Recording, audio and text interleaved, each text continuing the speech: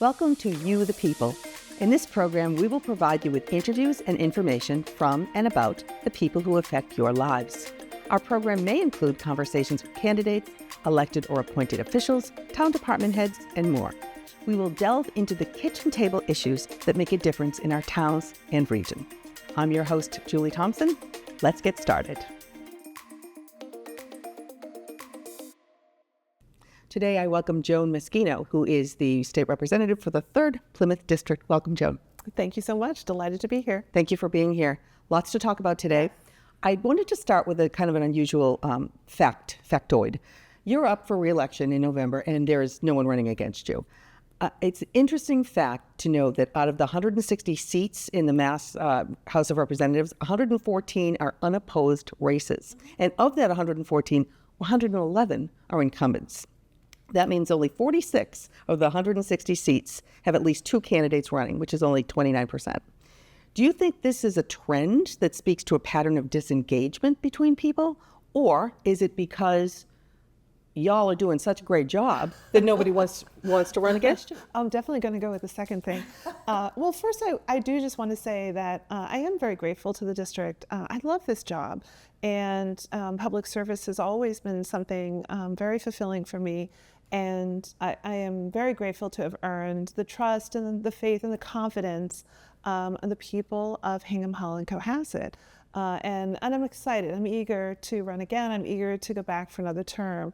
And I think to the larger question, it's a little more complicated than just simply to say voter disengagement. Worked really hard to introduce myself to the district.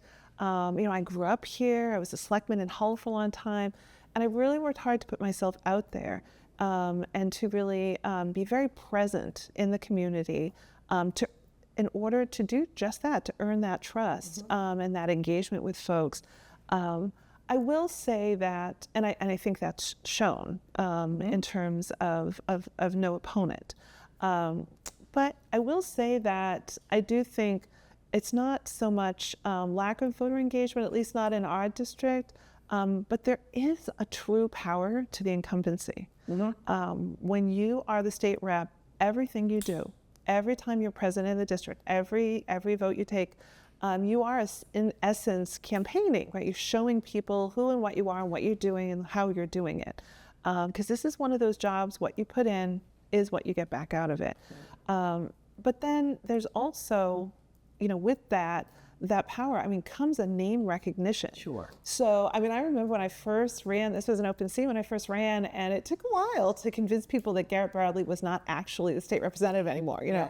And so I think that's a key piece of it. I think the other part of it is a lot of work. It's hard to campaign because you have to put yourself out there, you have to introduce yourself, you have to ask for people's vote. Right. And that takes a team, it takes a message, it takes money. You have to fundraise. I think my first campaign cost me about $70,000. Right. So you have to raise all that money. And quite frankly, it's a lot of work. Right. To really put yourself out there. So I think combined with those factors, it's not just as simple, because this is a highly engaged district. Yes. I think the people of Hingham, Hull, and Cohasset pay attention. And I think if I wasn't doing a good job, they would be very clear. Right. Very clear. And that's a good point, because every town has its own personality. Every district has its own personality. So let me segue into my next question about, you represent Cohasset, Hingham, and Hull, and each town kind of has their own personality. Oh, yes. But they also have things that are commonalities, issues, problems, or events absolutely. that you can work on. Can you speak to that? Well, they're all coastal communities. Right there, we share a lot, both in terms of the things that we enjoy, maritime culture. My team and I just visited the Cohasset Maritime Museum, which just opened, really celebrating lots of all of that component of the economics and the sort of the founding of Cohasset, but then look at all of the recreational boating, all of the commercial fishing, coast itself, beaches. So we share a lot of that kind of heritage and history and economics. but also infrastructure struggles. I mean, Hull is building a new seawall right now. I mean, look at all the work that Hingham's been doing in the harbor, really to make it accessible to people. And Cohasset has done a beautiful harbor management plan, is now, in fact, doing a lot of engagement there as well. So when you really look at it, the coastal community, that nature and characteristic, I think, is probably the biggest thing we share. And what it leads to is to community. So we have tremendously strong mutual aid and supports and relationships. So, I'd say that's probably the biggest thing that we share. Right. But we also share a lot of challenges too. This district is graying, it's aging. Hull is probably 50%, I think 60 and older, and the rest, Hingham and Cohasset, are not lagging too far behind. And so, looking at that, we have a tremendous amount of military service here, really strong military service and presence, which means we also have a lot of veterans and a lot of seniors. And so how we provide those kinds of services, which means we also share a revenue problem, right? Because most of the tax base comes off of the residential property tax base, because we just don't have the kind of businesses other communities have. So those are always struggles to, so between the infrastructure struggles, but I would say from a personality perspective, these towns are well run. They bring forward really interesting, good, talented people to serve in all of the different public roles. So we share that sort of good government, volunteerism spirit, and these are very charitable communities as well. And we're also, this is basically a wealthy community. So I'd say the other big challenge we have here is affordable housing. Because we are wealthy communities, and so how we keep that sort of diverse socioeconomic, and that's a whole other subject. That's a whole other subject we could talk spend about. an hour and a half on that. Yeah, but it's a great district to represent, and I'm sorry, I don't care what anyone says, I have the most beautiful, wonderful district you of do have a any beautiful district. of Yeah, 160. you do. I really do. You absolutely do. You do. You foster communication and advocacy for involvement through your constituent services. Yeah. Can you talk a little bit about that? Because that is so important that people know where to go, how to ask you, when to ask you, what to ask you. So the number one priority of my office is constituent services. I'm here to represent the people of the district at the legislature, and I can do that in a number of ways. But in my mind, the number one thing is really taking care of people, right? And taking care of the business of the district. And so it starts with me and my approach and attitude towards it. And so I try to be very present in the district. So I do office hours every single Monday somewhere, I rotate around. But it's usually me that does that, so that you really can just swing by and say hello. At-a-girls are always nice. But I mean, if there's something you've been wanting to say to me, or that you're concerned about, or if you just need help navigating something with state government, just call the office, 617-722-2092. A very nice young man named Harrison will answer that phone. Don't worry, you're not bothering me. And I work really hard to make sure people know I'm accessible. With the title comes barriers, and you go from being Joan, the girl you sit next to in church, to being Representative Meschino. I mean, think about how you introduced me. And in between there, it's incumbent upon me to really engage people and make sure they feel comfortable.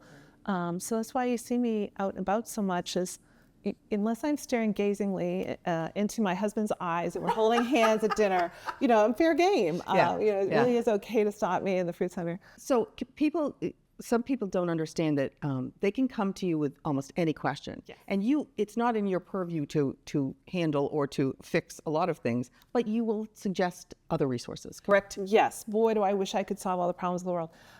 No, we very much will connect or push or things along, or peek behind the scenes, or connect with services, connect with the right people. And sometimes, it's about connecting up to our federal delegation. Sure. So we'll make introductions to, say, Congressman Lynch or Congressman Keating's offices, and then we'll follow it and make sure they do it too. But sometimes it's down to the local government too. Either way. It can go either way. And sometimes we can't help, but boy, we'll listen and be compassionate, and You can't do everything. You can't do everything, but we'll give it a shot. Okay. In the past 2 years, you've identified some great successes with the bills, including an act relative to affordable homes, which was H4977. Can you talk about that? So the Affordable Homes Act is it's really a transformative investment into affordable housing. I don't think the legislature, from what I hear from other reps who've been in for a while, this was really the first time we've ever taken such a step to spend, it's over $5 billion in 5 years in this space. And that's important to us for a couple of reasons. So like one of the things that they're going to be spending is like $1.5 billion to rehabilitate public housing, senior housing. And we all know what the senior housing looks like, and the state, that investment is long overdue. Right. So it's important things like that. But then the spending is also going to be consistent with our new climate, our net zero policies, which was my 2050 roadmap. And we really got in there early to talk about, if you're spending that much, if you're investing in buildings, all of that spending should be green, and they did it. Sure. So that's included in there. But we also were able to get a piece, an important bill that I had filed around supportive housing. So for all of you who know Father Bill's, and they just did that wonderful new building over in Quincy, what that is it's meant to be supportive. It's a supportive housing program. And so what we did was we created a bill based on Father Bill's work to create a flexible pool fund to make it easier for them to provide the support services. Sure. So it's the bill that gets people off the street, right? It's the bill that helps shift people from who are chronically in homeless shelters into supportive housing. And what we've learned is that there's a lot of people are medically complex. There's a lot of trauma. And what we do is if we can provide just a modicum of supports, that they're successful in the housing, and then all of the social determinants are off the charts positive. Right. What about the young people that want to buy a house? I mean, what about the affordability for either young people or seniors who no longer can afford their big house and want a smaller place? So this is a huge problem right now. For those who live in Cohasset, I'm sure that they've heard all about the preserve and some of the challenges, and they're just evicting people because they've raised the rents. Yeah. It's a glitch in the law. We'll be filing a bill on that. Okay. It's a So glitch you're in the keeping your law. eyes on that. Oh, Yeah. So basically, the lens I use is the district. Yeah. So we'll be focusing on the affordability component and how you stabilize those rents to make sure that people who qualified and get in there are stably housed, and they can't just because of a glitch in the law around area median income, right? That has given these places an ability to lawfully raise the rents. Right. $770 a month. Yeah, it's crazy. So they're shifting people from $2,000, trying to get them up to $3,000 a month rent. That is not affordable. No. So we're doing the research on that right now, Okay. and we're working very closely with the town of Cohasset to really try to negotiate something for people in the interim. And that's an example of how we figure out what bills we should be filing. Sure.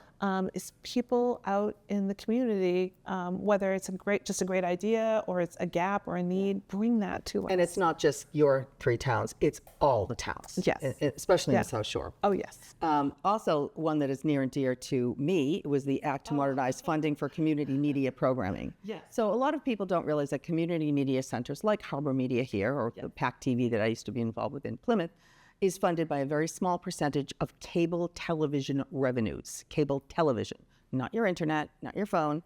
And as streaming came about, they didn't have to pay a small percentage. And as people cut the cord and less people have actual traditional cable, the funding for this type of organization is going away. So you were huge in helping get this bill that's going to ask the streaming companies basically to do the same thing. And it's gone around and around. It's been around for quite a while. Yes. Where does it stand right now? So we got our first favorable report. So the committee actually recommended it for passage, and so now it has made its way from AITIC to House Ways and Means. So we are thrilled that we were able to really vet it, work out the language so that everyone's happy. The holdup has been on the Senate side. The speaker really embraced it, and he was very interested in this, thanks in no small part to your advocacy.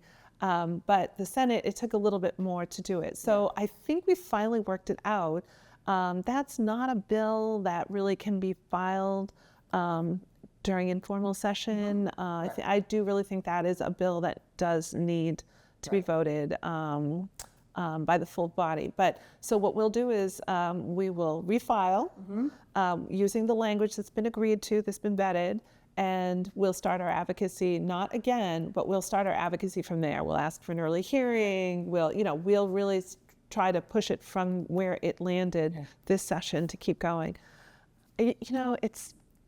You've got to keep the long view of things. Oh, sure. Right? Sure you You've really do. got to keep the long view of things. But and to your it's point, what we were important. talking about before we went on air is, where do people get their news now? Where do people get information? The beauty of places like Harbor Media, like PAC TV was, which is now called The Local Scene, is that we cover all kinds of things within your community. It's hyper local. It's good news. It's information. It's meetings. It's school. It's seniors. It's producers from the community that can make their own shows. It's the kind of the old-fashioned sit around the drugstore at the counter and have a coffee and a frap with somebody. It really is. But hyper local, don't you want to know what the select board's talking about? Sure. The school committee, and never mind. I mean, we have amazing museums and arts and culture down here, and think about all of the school productions and all of the projects that they're working on, and you want to see all of that very hyper local programming. And with now that most of the weekly papers have gone, and it's even the Patriot Ledger isn't very local. It's not robust. No. And to your point about campaigning earlier, like how do you even? I send out a press release every single week on what I'm doing, and how do you even see that? And I've been hearing a theme of lately is, oh, you're on vacation, you're not taking. Absolutely not. Now is when we're doing the research, what are the new issues we've been hearing about, doing the research on filing on what might go into a bill and what some solutions are, building the consensus, because you don't just file a bill and hope that it gets through. It takes a lot of work and advocacy to do that. So, and that's the piece that no one sees because, even though I put out the press release. And maybe if the streaming bill passes, that all local community media centers can have weekly updates on all the legislative things that are going on. That way you can get it all in one place. You can get the bullet points, and then you can always go to other sources for the detail behind. And the bill is just simply to follow the technology and the consumer trends. Right. That's all it is, so that we have, it's the same group of people. It is. And so it's just a stable revenue source so that we can rely on this service. Because I tell you this, once we lose this, that's it. It's gone forever. Right. And not saying that we shouldn't evolve in technology and that innovate. That's all great. But you can only really do that when you have that sustainable revenue source. Absolutely. Yeah. So it's exciting. So we keep our fingers crossed and let me know how I I'll can be help. working hard for it. Okay. The other thing I just want to talk about is your H705, which is an act relative to youth voter engagement. Oh my gosh, I love this bill. Dear to my heart. Yeah. So it was a Hingham student, Sam Bevins, who came to us, and she explained that she was very into politics, and she was really had picked a presidential candidate that she was very excited about. And then all of a sudden, when they were coming up on the primaries, she realized that she was still 17. She couldn't vote in the primary, but she would be 18 by the time she voted in the general election. all this is it's a voter eligibility, and it just says that if you are eligible to vote in a general election, you should be able to vote in the related primary. That's it. It's just that it's really, you'd have to be pre-registered. And honestly, I have to say, she did the research. She brought it to me. I said, all right, kid, go do some research. She did this amazing research. 20 other states actually already do this. Right. So she filed that. We started really working in the building. Of course, COVID, not a whole lot happened during that session. So she kind of had to skip a session. But we actually finally got a favorable report. It's waiting a third reading, and we're going to be talking to chair probably after the primary. That's great. And this was a 17-year-old. 17-year-old. Hingham. Right. That did this. Right. So when Senator O'Connor and I went to the committee hearing, we literally stood up and said, they testified, they made the case, and then they turned to us as the legislators, and I said, I think they've made the case. I have nothing to add. I think they've made the case, and I just walked the way through it, and it was very exciting to see. I just think this generation is really going to be to your earlier point about voter engagement, I actually would be excited for this generation because I think they're going to be very much more engaged as young adults. They think heady thoughts, but they take action locally. So I'm hoping this is the generation that really shifts it. In your position as a state rep, what do you find disappointing? Oh my God, it moves so slowly on the legislation. Right. It just, and there's good reasons for that. I fully acknowledge from a good government perspective, there are good reasons for that. Things have to be relevant, they have to be timely, they have to be well vetted. You're changing the mass general laws, but sometimes it's glacially slow. And there's 6,000 bills. That's what I don't think people understand that. This is just Massachusetts. That's right. Is that House and Senate combined? House and Senate combined. There's 6,000 bills. 6,000 bills. Filed each year. Right. Yep. So it's like a contact sport. It's highly competitive, and you're competing with really good colleagues for the attention of leadership and to create that space. We did leave a lot to the end, and a lot got left on the table. But we really do need to keep the long view of things. And I choose to be optimistic. I never let myself really get terribly discouraged. So there's things that I will continue to pursue right to the end of the calendar year, right to the end of session. And then if I can, I'll just refile them again. Okay. And I'm always a girl with a plan. So I always have a strategy, I always debrief. The other thing I would just say is that government is not, it's not rocket science, but it's not obvious either. And so, sometimes it can feel very frustrating. One hand doesn't know what the other hand's talking to, but that's where we can really help. And that's why I always hire really smart, very warm and friendly, staffers. And that's what they're there for, is to sort of, it's like a mystery, a little puzzle. You have to sort of figure it out. Yeah. And then when we see gaps there too, with unemployment insurance during the pandemic, we filed a late file bill to fix some of the waiver processes because we thought it was unfair what was happening and the technical rules. And the bill never even made it out of committee. But because it got filed, the Baker administration saw the wisdom of it, and they started to make the changes on their own volition. Proactively. Oh, that's wonderful. That's wonderful. So, sometimes a bill doesn't even get passed, and you can still have those kinds of successes. So aside from what was left on the table that you're going to continue on with when you go back, what are your other big priorities for the next 2 years? So the priorities are the same, I think. Climate continues to be an ongoing priority. My 2050 roadmap to net zero bill got passed in 2021, and that was a policy framework. So now what we're doing is the work of that bill. Where do people see that, by the way? You can go right on to, it's probably in the acts of 2021, but if you go on to mass.gov under environment and energy and environmental affairs, EEA, you can find all of the documents about all of it. It's there, both the roadmap, the process. There's a 2030 clean energy climate plan. We have a new, the Healy administration has really embraced this. So we have a new climate chief, Melissa Hoffer, who is absolutely amazing. And a lot is flowing from that. So we're talking about coastal communities. EEA actually put out a coastal resilience plan for the state, and the town of Hull actually participated in the launch of it. And a lot of money is going to flow from some of that planning and the investments that they're doing in sustainability and resilience. And some of it's like coastal marshes, but some of it's seawalls. So it's everything across the gamut. So we're pretty excited about things like that, and so that work continues. And the piece that I'm focused on is actually use of nature-based solutions and natural and working lands. I don't think that the law is I don't think that sector is included in sort of in the law in an enforceable way yet. Yeah. So Okay. we're taking a look at that. We're doing the research right now. Housing, obviously, affordable housing. We'll be filing a bill around and creating can I stable just housing. segue on that, because a lot of I know I've been watching a lot of the interviews of the people that are running in other districts for state reps, and a lot of people bring up the subject of the migrants and migrants taking housing, and there's some misinformation. There's a lot of accurate information about the amount of money that is being spent.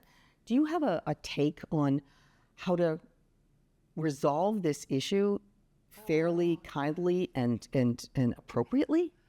So when all of the newly arrived families really started to be present in substantial numbers, I think at that moment a lot of the strategy was to push them into shelter, right, because they're unhoused. Right. And just to be clear, the only people that are entitled to shelter are pregnant women and women with children. So people with families, I shouldn't say just women, but families with small children.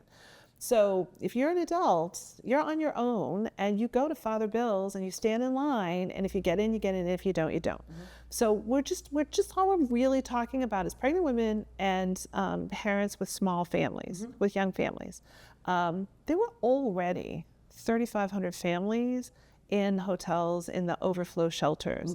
So the system was already taxed. And when all of the new families started arriving, that was what really kind of broke the finances of it.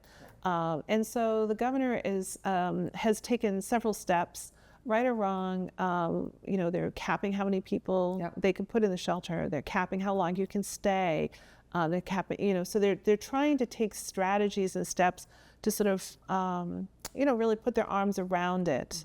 And I think that's where districts like ours, you see sort of that charitable piece come forward. And so Catholic Charities, right, that's one that leaps to mind. United Way are stepping forward to meet those needs. But it's definitely a crisis. It's definitely, it is not yet impacting our bottom line, but it could. It could, right. It really could. So I don't think people shouldn't think of it as, they're not taking up housing. What they're taking up is spaces and shelters. That's really where it is. And I personally feel that the place to focus is on how you exit people, how you prevent people from going into shelter, and how you exit them. Right. So actually a few colleagues and myself, Rep. Jim Hawkins, Senator Paul Feeney, pulled together a caucus on how to end and prevent homelessness. And the bill we were talking about earlier on the Flex Pool Fund that makes supportive services a reality and much more easy to create. That's a bill that empties shelters. That's a bill that keeps people off the streets. That's a bill that keeps people out of the emergency rooms, right? Because it's anybody that needs those supports. Think a veteran with PTSD, a senior who's not aging well, someone who's disabled, parents with disabled children, right? When you really think about it, someone with opiate addiction that's just come out of a program. Like, think about all the constituencies that really struggle and just need a modicum of supports to be successful. That's one issue. Affordable housing and having stable affordable housing We really need to do better on creating that. And there's a lot of really, really, in our last minute, we'll just say, and I know you'll agree, there's an awful lot of really good, brilliant minds working on that. Yes, yes. All across the aisle, everyone, because it's a universal problem. It really is. Yeah. And it's going to continue to be something that we focus on. Quite frankly, we should have started focusing on it quite a while ago. Yeah. This is not a new issue. This is just an issue that happened to come to a crisis moment. Right. So now we're focused on it. And that's follow. the important thing. Right. More to follow. Okay. Yeah. Joan, thank you so much. Appreciate you being here. Delighted to be here anytime. Okay. Take care.